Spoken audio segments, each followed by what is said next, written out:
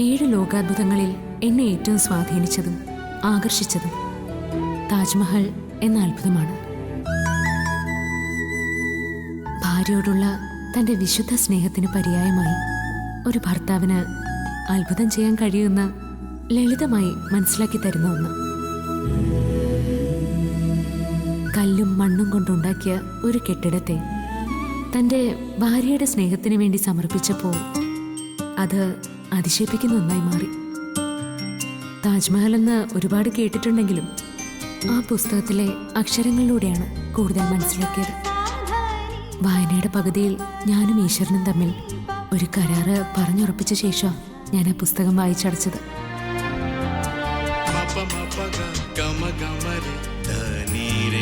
ഈ ജന്മത്തിൽ നടക്കാതെ പോയ എൻ്റെ എല്ലാ ആഗ്രഹ സബലീകരണത്തിനും കൂടിയായി ഒരു ജന്മം കൂടി എനിക്ക് തരണം.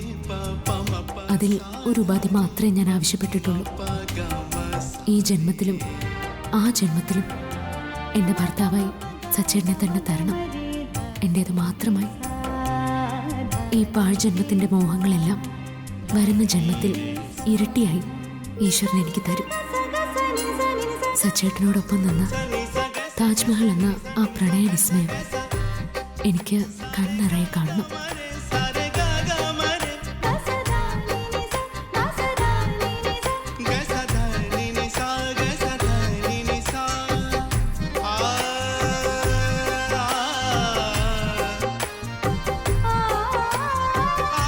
ഷാജഹാൻ ചക്രവർത്തി തൻ്റെ പ്രിയ സഖി മുംതാസ് മഹലിൻ്റെ സ്മരണയ്ക്കായി പണിതീർത്ത ആ വെണ്ണക്കൽ അത്ഭുതത്തെ അടുത്തു നിന്ന് കാണണം, എൻ്റെ സച്ചേട്ടനൊത്ത്.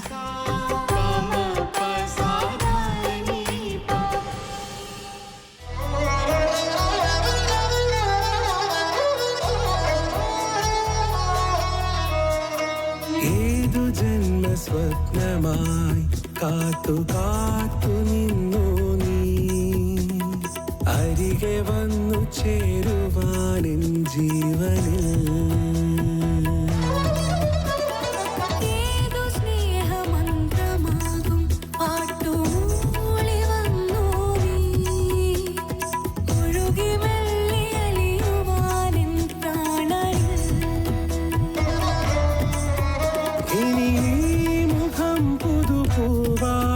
മനസാകയായി വിരിയുമ്പോൾ മഴവിൽ പൂക്കുമ്പോൾ ഹൃദയവാതിലോരമായി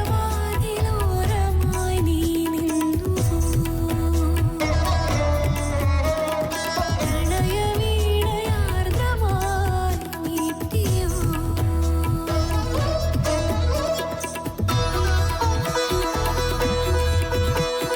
മിഴികൾ കോർക്കുമൊരു കഴുകിടും സ്നേഹമായി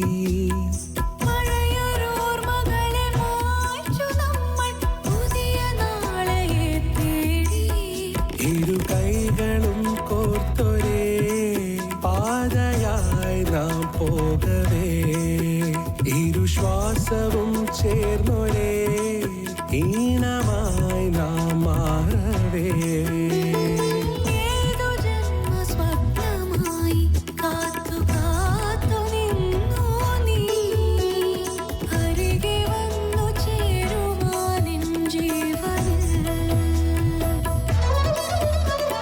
പ്രണയതന്ത്രി നീട്ടുവാനെൻ പ്രാണനിൽ.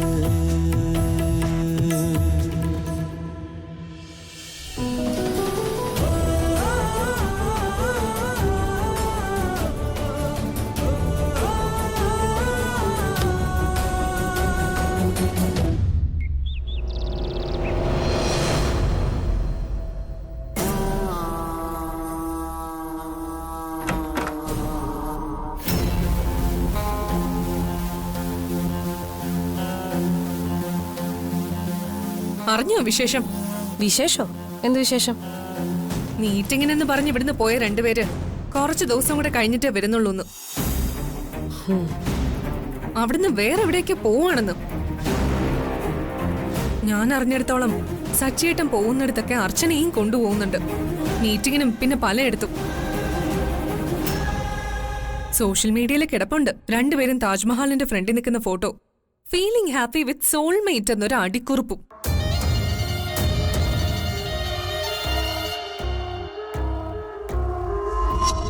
ഞാൻ പറയുന്ന വല്ലതും ചേച്ചി കേൾക്കുന്നുണ്ടോ?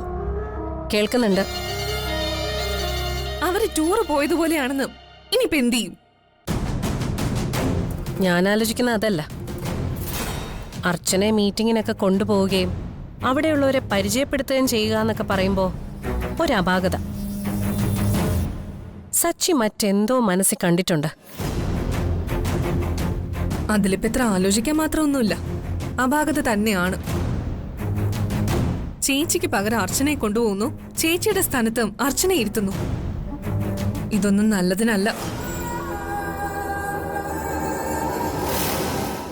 അതെ, നല്ലതിനല്ല.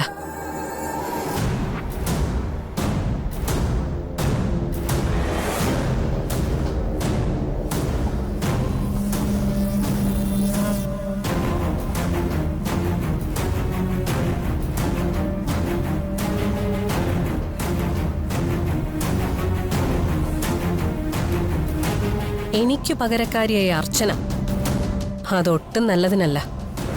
എന്റെ ടെൻഷൻ വേറെയാ ചേച്ചി. ഞാൻ പറഞ്ഞില്ലേ, ബിസിനസ് ടൂർ ഇപ്പൊ ഹണിമൂണായി മാറി. ഇനിയും അവള് ഗർഭിണി വല്ലോ ആയാലോ?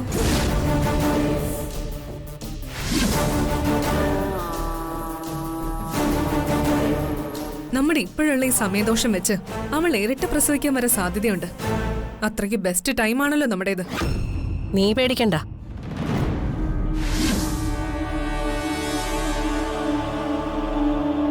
നാളെ ഈ സമയത്ത് അർച്ചന ഇവിടെ ഉണ്ടാവും. അതെങ്ങനെ? അവരവിടെ നിന്ന് വേറെ എങ്ങോട്ടോ പോവാണെന്ന്. തിരികെ വരേണ്ടി വന്നാൽ, അങ്ങനൊരു സാഹചര്യം ഉണ്ടായാൽ വന്നല്ലേ പറ്റൂ. അതെന്ത് സാഹചര്യം? തിരികെ വരാനും മാത്രം എന്ത് സാഹചര്യമുള്ളേ? ഇല്ലെങ്കില് നമ്മൾ ഉണ്ടാക്കും.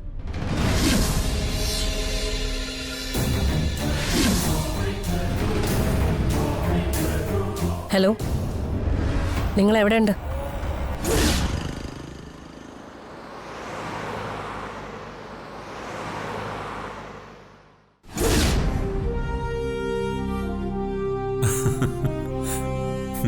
പിന്നെ താനെന്ത് വിചാരിച്ചു? ഞാൻ തന്നെ കൂട്ടി അവിടുന്ന് ഇവിടെ വരെ വന്നത് ഈ കോൺഫറൻസ് അറ്റൻഡ് ചെയ്യാൻ വേണ്ടി മാത്രമാണെന്നോ? കോൺഫറൻസിന്റെ കൂടെ ഇയാളോടൊപ്പം ഒരു കറക്കം, അത് ഞാൻ നേരത്തെ വിചാരിച്ചതാ. പിന്നെ താജ്മഹൽ ഞാൻ പലവട്ടം കണ്ടിട്ടുണ്ടെങ്കിലും ഇയാളോടൊപ്പം വന്നൊന്ന് കാണണമെന്ന് തോന്നി. സത്യം പറയാലോ, ഫ്രണ്ട്സിന്റെ കൂടെ വന്നപ്പോഴൊന്നും ഇന്നത്തെ പോലെ എൻജോയ് ചെയ്യാൻ പറ്റില്ലെന്നുള്ളതാ സത്യം.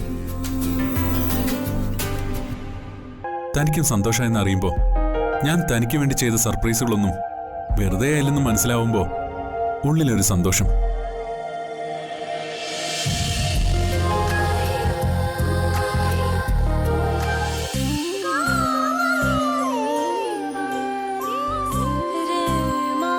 എന്താ പെട്ടെന്നൊരു ആലോചന?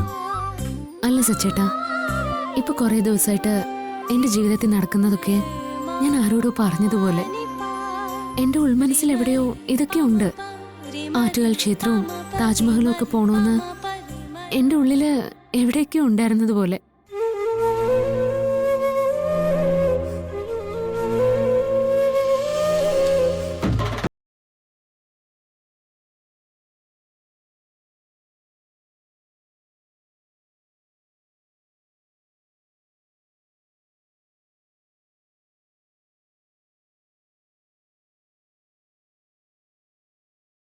പറയൂ, എനിക്കിപ്പോ തോന്നിയ കാര്യം എന്താ? തനിക്കിപ്പോ തോന്നിയ കാര്യം എന്താന്ന് ചോദിച്ചാ ഞാൻ എന്താ പറയാ? സച്ചേട്ടനല്ലേ പറഞ്ഞത് എന്റെ ഉള്ളിലുള്ളതൊക്കെ സച്ചേട്ടന് മനസ്സിലാക്കാൻ പറ്റുന്നുണ്ടെന്ന്? അതൊന്നും എനിക്കറിയില്ല. സന്ദീപിനെ ആദരം കൂട്ടി നമുക്ക് എവിടേക്കെങ്കിലും പോണോന്ന് താനിപ്പോ ചിന്തിച്ചത് പോലും എനിക്കറിയില്ല.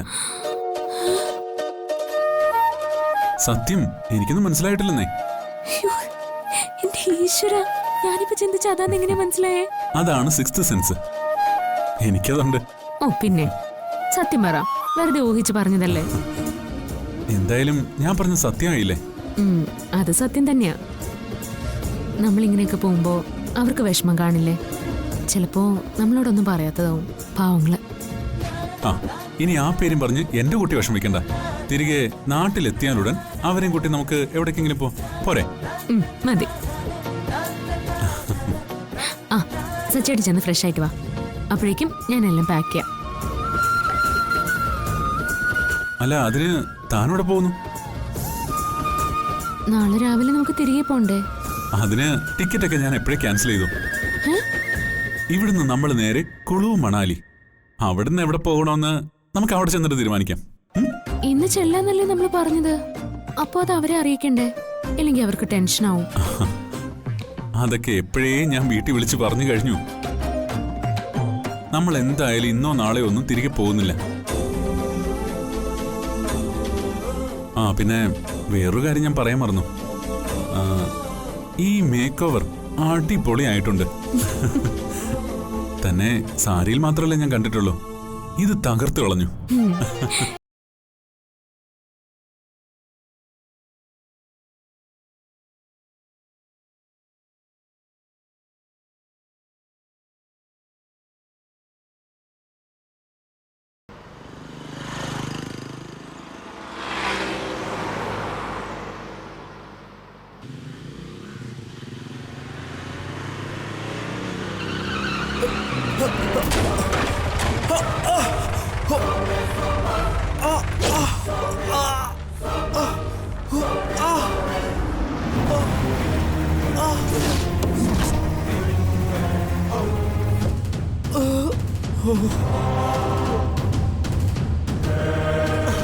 അയ്യോ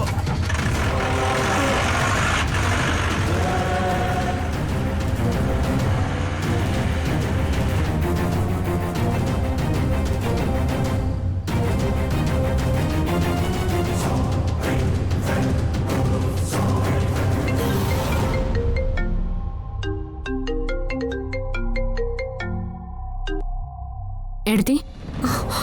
അയ്യോ അർച്ചന, ഞാൻ പറയുന്നത് കേട്ട് ടെൻഷൻ ആവരുത്. നിന്റെ ചേട്ടൻ അനൂപിന് ഒരു ആക്സിഡന്റ്. ആ റോഡിൽ കിടക്കുന്ന കണ്ട് എന്നൊരാളിപ്പോ വിളിച്ചു പറഞ്ഞു. അയ്യോ, എന്നിട്ട് ഏട്ടനിപ്പോ എവിടെയാ? സച്ചേട്ടാ! അല്ല അത് നിങ്ങൾ കാര്യാക്കണ്ട, നിങ്ങൾ പതുക്കെ വന്നാ മതി. എന്തേലും ഉണ്ടെങ്കിൽ ഞാൻ വിളിക്കാം. എടുത്തി ഇപ്പൊ എവിടെയാ? ഒന്ന് പറയ. എന്തെങ്കിലും കുഴപ്പമുണ്ടോ? ആ പിന്നെ അനൂപിന് കുറച്ച് സീരിയസ് ആണെന്ന് ഞാൻ അറിഞ്ഞ.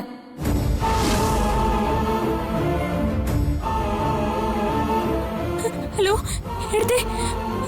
ഹലോ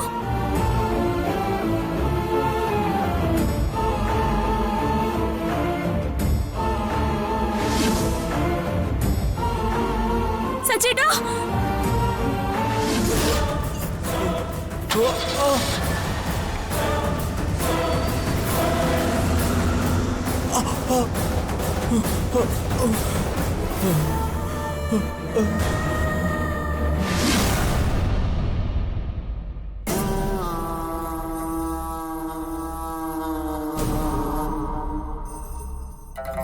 ആഹാ, എന്താ നീ കഴിക്കാതെ നോക്കിക്കൊണ്ടിരിക്കുന്നെ? ചേച്ചിയും കൂടെ വന്നിട്ട് കഴിക്കാന്ന് കരുതി. എന്നാ കഴിക്കാം. ചേച്ചി, ആ അർച്ചനയെ തിരിച്ചു കൊണ്ടുവരുന്ന കാര്യം എന്തായി? ഡൽഹി എയർപോർട്ടിൽ നിന്ന് തിരുവനന്തപുരത്തേക്ക് പറക്കുന്ന ആദ്യ ഫ്ലൈറ്റിൽ അർച്ചന ഉണ്ടാവും, കൂടെ സച്ചി. ഞാൻ പറഞ്ഞില്ലേ നിന്നോട് നാളെ ഈ സമയത്ത് അർച്ചന ഇവിടെ ഉണ്ടാവുമെന്ന്? ചേച്ചി അതിനു വേണ്ടി എന്താ ചെയ്തേ? ഞാൻ കൂടുതലൊന്നും ചെയ്തില്ല. വഴിയരികിൽ കണ്ടൊരു കാര്യം ഞാൻ അർച്ചനയോട് ഫോൺ ചെയ്ത് പറഞ്ഞു, അത്രേ ഉള്ളൂ. വഴിയരികിലെ കണ്ട കാര്യോ? എന്താ അത്? നമ്മുടെ ഈ റോഡ് സൈഡിലൊക്കെ ചില വയ്യാത്ത ആളുകളെ കാണുമ്പോ പാവം തോന്നില്ലേ? അങ്ങനെ ഒരാളെ ഞാനിന്ന് കണ്ടു. അത് അർച്ചനെ വിളിച്ച് പറയുകയും ചെയ്തു.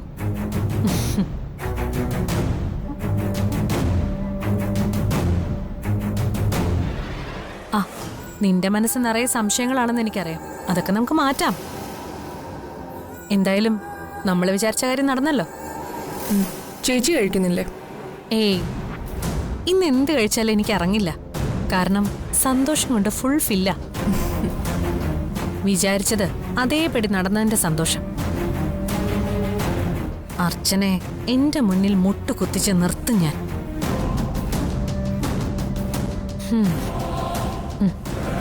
എന്റെ ചില കാര്യങ്ങൾ മനസ്സിലാക്കിയപ്പോ ഞാൻ അത്രയ്ക്ക് ഉണ്ടാവുള്ളൂ എന്ന് അവൾക്കൊരു തെറ്റിദ്ധാരണയുണ്ട്. അവന്തികയുടെ പകുതി അഭ്യാസം പോലും അർച്ചന ഇതുവരെ കണ്ടിട്ടില്ല. മുഴുവൻ അഭ്യാസവും കാണാൻ ഈ വീട്ടിലാരും ബാക്കി ഉണ്ടാവുകയില്ല.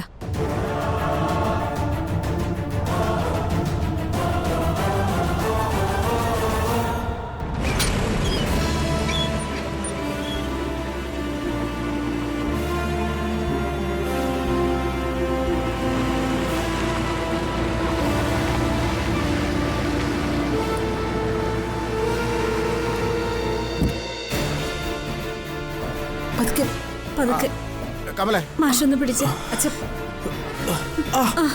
പതുക്കെ.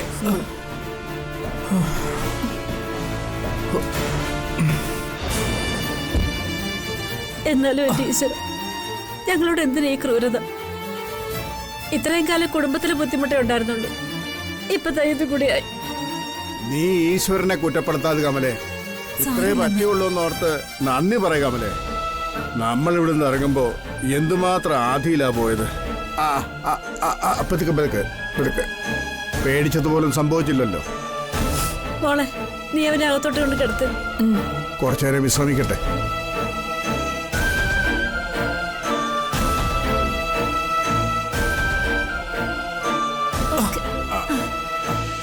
ഞാൻ ആ ടാക്സിക്കാരനെ ഒന്ന് പറഞ്ഞു വിട്ടു. അനുപേട്ട, മീരെ, നീ കൊച്ചിനെന്തെങ്കിലും കഴിക്കാൻ കൊടുക്ക. എനിക്കൊന്നും വേണ്ട അച്ഛാ. അതെന്താ മോളെ? ഓ, ഒരു ഹാപ്പിയും ഇല്ല.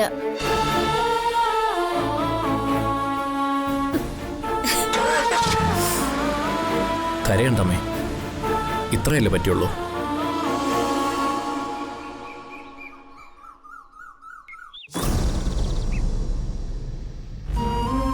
പതുക്കെ, ആ കാലിന് ബലം കൊടുക്കല്ലേ. പതുക്കെ നടക്ക അനുപേട്ട. നീ ഒന്നും മിണ്ടാതിരിക്കേ. റൂമിൽ തന്നെ ഇരുന്നാ മതി എന്ന് പറഞ്ഞാൽ കേക്കില്ല. നിനക്ക് എന്നെ നിർത്താൻ പറ്റുമോ? നല്ല വേദന. അതുകൊണ്ടാ ഞാൻ സഹായിക്കുന്നത്. ആ കസാരയും എടുത്തു വെച്ചേ.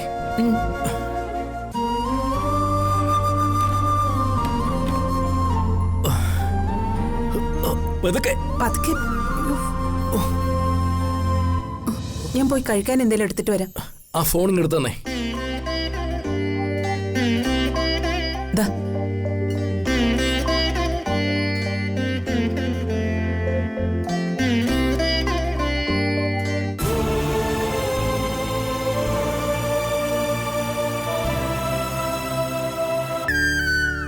വാ മോളെ.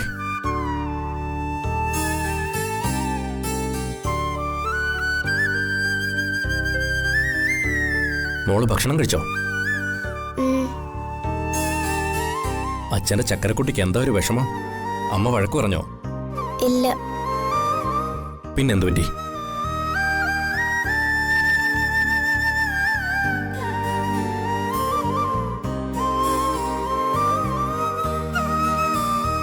അച്ഛൻ അങ്ങനെ വലിയ കുഴപ്പമൊന്നുമില്ല മോളെ. അതോർത്ത് മോള് വിഷമിക്കണ്ട കേട്ടോ. അമ്മ പറഞ്ഞത് കേട്ടല്ലോ, ഇത് കുറെ ദിവസം കഴിഞ്ഞ് ശരിയാവുള്ളൂന്ന്. വേദനയുണ്ട് അച്ഛന്? ഇല്ല മോളെ. ഞങ്ങളൊന്ന് പുറത്തു പോയിട്ട് വരാം. നിനക്ക് വേറെ എന്തെങ്കിലും വാങ്ങിക്കണം? വേണ്ട. ആവണി, നീ എന്താ പാല് കുടിക്കാത്തെ? ഇങ്ങോട്ട് വാ. മോള് ചെല്ല. പിന്നെ അവിടുന്ന് ബൈക്ക് എടുപ്പിക്കണ്ടേ? ആ, അതെടുത്ത് വർക്ക്ഷോപ്പിൽ കൊടുക്കാൻ ഞാൻ ഷമീറിനോട് പറഞ്ഞിട്ടുണ്ട്.